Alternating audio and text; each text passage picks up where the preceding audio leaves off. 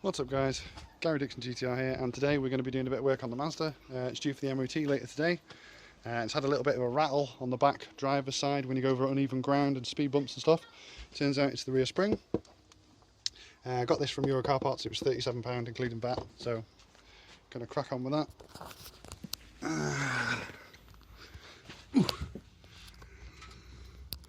Having a little look on the forums, and they've said it can either be these or it can be the spring, but it sounds more metallic, so that's what made me think it was the spring.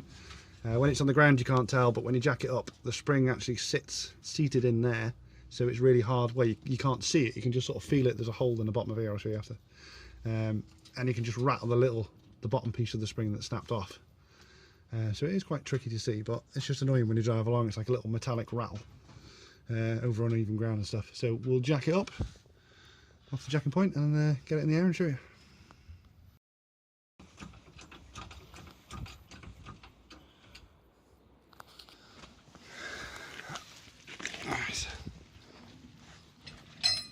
Right, so now I can get underneath. So you can see that little hole there, and that is the piece of the bottom of the spring, which should be taut if it's still part of that, but it's not. You can see, hear it rattling?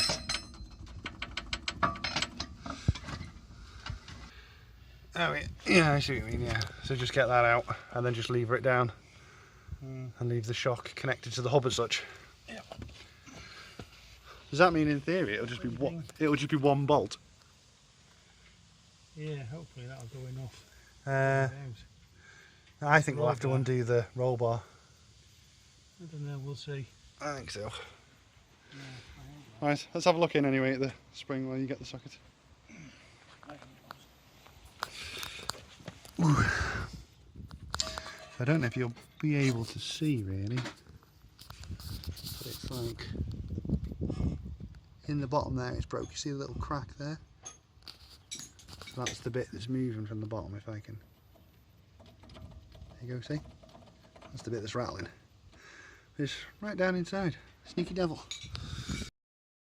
Are you complaining that it wasn't rock hard to get off? Because that seems an odd thing to do. I need to get rid of the jacking now, put under it to support it. Okay. So is the nut on the other side welded? Yeah. So you don't need to hold it, you can just thread that one out.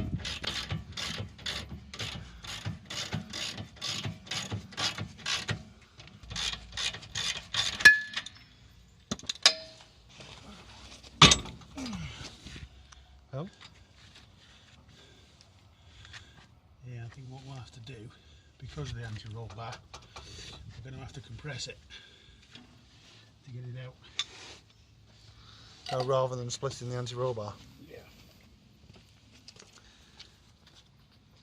We're just going to compress the spring to pull it out, is the plan at the moment. Because there's plenty of room to do so, isn't there? So.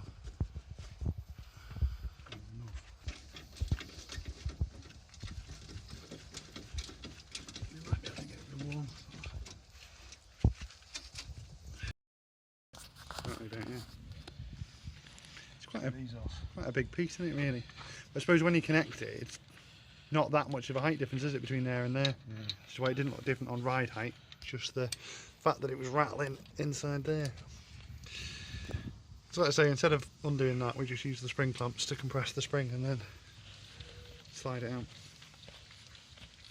Happy days.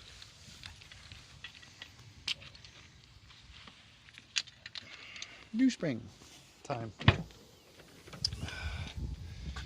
Which is in here.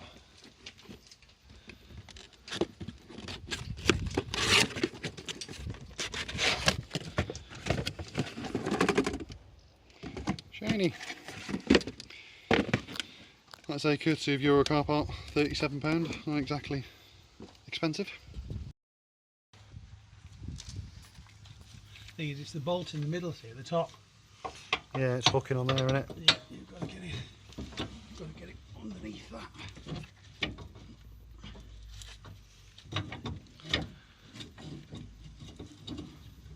Oh, well. Kind of thing.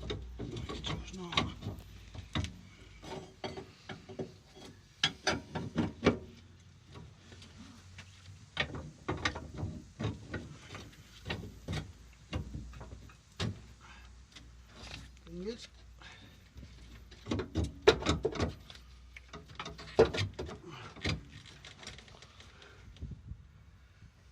in. Just need to get the clamps off now. Well, that's the thing, is getting the clamp. Right, so now we've got one clamp off, so now it's seated correctly up in the top. So just getting the other one off now, so it drops into the bottom right.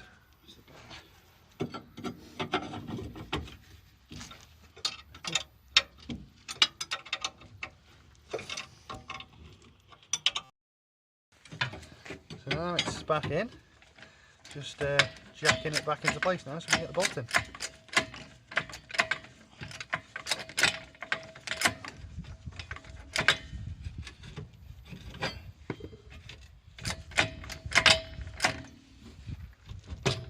Oh, there you go. Oh, almost. Almost. Is that pretty much it? Well, look at that actually.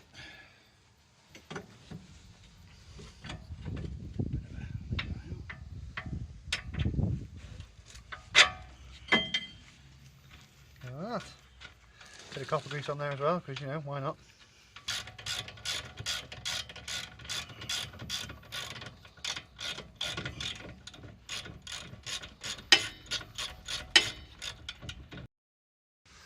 Right, and that's it. It's all back in. So all we ended up doing was taking out that one bolt there, putting the spring clamps on, and then using the bar to put in the end of there, so that we could lever this down, and then just pulled the spring out, put the spring compressors on the new spring, put it in, took them off one at a time, and then jacked this back up into place, put the bolt in. This wind noise is horrific. So the tools we used were the 2 jacks, but if you've only got 1 jack, then in theory we probably should have put it on axle stands anyway. So you could do it with 1 jack. So you use a trolley jack, 1/2 inch ratchet with a 17mm socket, 11mm spanner, a 3/8 drive ratchet with an 11mm socket. They were both for the spring clamps. They're the spring clamps. That was just used for levering the bottom arm down when we were getting the spring out, and then the bar was just as a bit of extra power really for getting the 17mm bolt out of there. Bit of the old WD, you know, just in case, why not? And a bit of copper grease in the bolt when we put it back together. So that's it. So you just need a jack and all of these. Oh, and obviously a new spring. But that's kind of obvious. Like I say, this was from Euro Car Parts, so you probably could get it cheaper online, but it was only 37 quid and we needed it today because the MOT's in an hour, so... Oh yeah, so in total from start to finish, so from literally getting the jack out of the garage to jack it up to getting ready to drop it down now, it's took 25 minutes all in. I wouldn't say it was a difficult job, would you? Pretty straightforward, wasn't it? So I would say if you've got these tools, or you could buy them, especially normally the spring compressors you have to buy. I don't think they're that dear, are they? Like 20 quid? If that. I think they're not dear. You can easily attempt this yourself. Like I say, the main thing is you just need a jack, put it on axle stands, and then you use the jack afterwards just to jack the spring and the bottom arm back up into position just to get the bolt in. That's about it really. Alright guys, that's it for today. I decided to sit in the car to try and, well, to cut the wind noise out. If there was wind noise on the video at points today, I do apologise. Like I say, I was filming on my phone because I wasn't expecting to be filming. It was just a trip over to catch up with my dad and do the MOT. But so I've noticed a rattle on the driver's side, and then, well, as under investigation, we did find out that the spring was broken. So luckily there's a car parts place only sort of 50 minutes down the road, so we drove down, got the spring and fitted it now. So I hope this video is useful.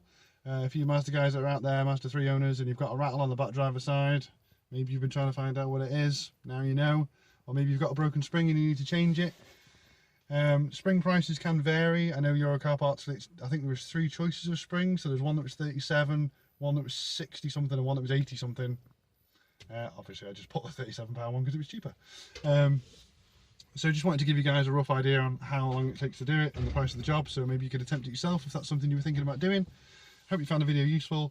Thanks for watching guys, and I'll see you next time.